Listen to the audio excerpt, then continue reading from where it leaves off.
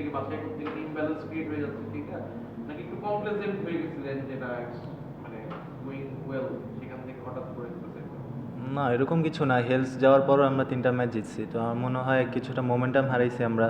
So এখন এটা আমাদেরই আর কি মোমেন্টামটা আনতে হবে, যেহেতু আরেকটা ম্যাচ আছে ভেরি ইম্পর্টেন্ট ফর আস।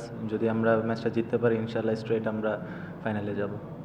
মোমেন্টামটা লসটা হলো কোন জায়গাতে আসলে এটা ভুল ত্রুটি ছিল টিমে, হয়তোবা কিছুদিন আমরা ব্যাটিং খারাপ করছি, কিছুদিন বোলিং খারাপ করছি। অল ওভার আমরা একসাথে ভালো একটা মানে কম্বাইন্ড পারফরমেন্স দিতে পারি নাই।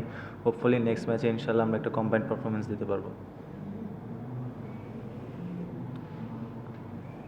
দেখবেন আপনাকে মনে হচ্ছে যে আপনাদের মানে খুব কাছাকাছি চলে আসছে, মানে এখন মোমেন্টাম লাইক এই সময় উঠাতে না পারেন তাই আলোচনা করতে। জি, বুঝিনি। আপনাদের মানে মোমেন্টাম যেভাবে লস করছে সেভাবে লস করতে থাকলে কি মানে টুর্নামেন্ট থেকে ছিটকে যাওয়ার একটা সম্ভাবনা দেখা যাচ্ছে? না না, স্টিল তো আমরা এখনও 2-এ আছি। আমার মনে হয় আমাদের হাতে আরেকটা ম্যাচ আছে, আর ইনশাল্লাহ আমরা কালকে আমাদের বেস্ট ক্রিকেটটা খেলবো। আর আমরা যদি প্রসেসে থাকি ইনশাল্লাহ রেজাল্ট আমাদের পরেই আসবে।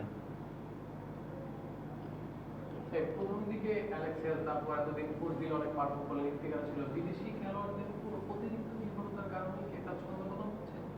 আমার মনে হয় আপনি যদি দেখেন আমাদের লোকাল প্লেয়ারও পারফর্ম করছে, বিদেশি প্লেয়ার অবশ্যই ভালো খেলছে, বাট আমার মনে হয় একটা টিম জিততে হলে আমাদের কম্বাইন্ড পারফরমেন্স দরকার। বিদেশিও ভালো খেলতে হবে, লোকাল পারফরমেন্সদের উপরও অনেক নির্ভর করে। সো আমার মনে হয় কম্বাইন্ড পারফরমেন্সের জন্য আমরা ওয়েট করতেছি, ইনশাল্লাহ এটা নেক্সট ম্যাচই হবে। ম্যাচের মধ্যে একটা ঘটনা ঘটলো, মাঝেতেই একটা বল করলেন, আম্পায়ার হোয়াইট দিলেন, সোহান রিভিউ চাইলেন, আম্পায়ারের সাথে কথা হচ্ছিল, কি হচ্ছিল? ওটা আমি খেয়াল করি না, আমি পিছনে ছিলাম, দেখিনি।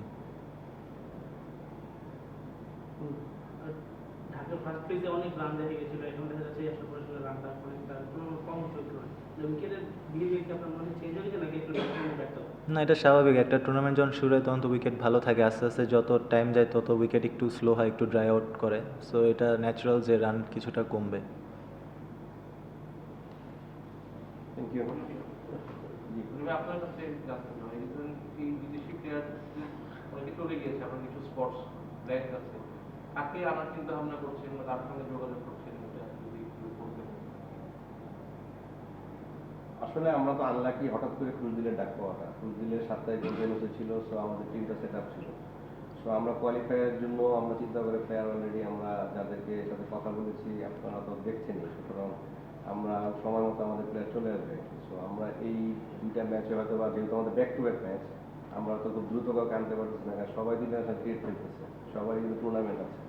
সেই সূত্রে আমরা মনে করতেছি যে খুব দ্রুতই অথবা কালকে ম্যাচটা আমাদের অপেক্ষা করতে হবে, 3 তারিখে আমাদের কাদের সঙ্গে যোগাযোগ করছেন, এটা যদি যোগাযোগের জন্য যতগুলো নাম আসতেছে আপনারা শুনতে পাচ্ছেন, সবার সাথে আমাদের কথা হচ্ছে। সেটাই বলে একটা অফিসিয়াল সোর্স থেকে শুনতে অফিসিয়াল সোর্স থেকে বেসিক্যালি আমরা যেহেতু প্লেয়ারদের সাথে কন্ট্যাক্ট করি, তাদেরই কথা হচ্ছে যে মানে আসার আগ পর্যন্ত এটা আসলে ওপেন করতে দেয়, তাদেরই একটা কমিটমেন্ট যে আমরা আসার আগ পর্যন্ত ওপেন না করা।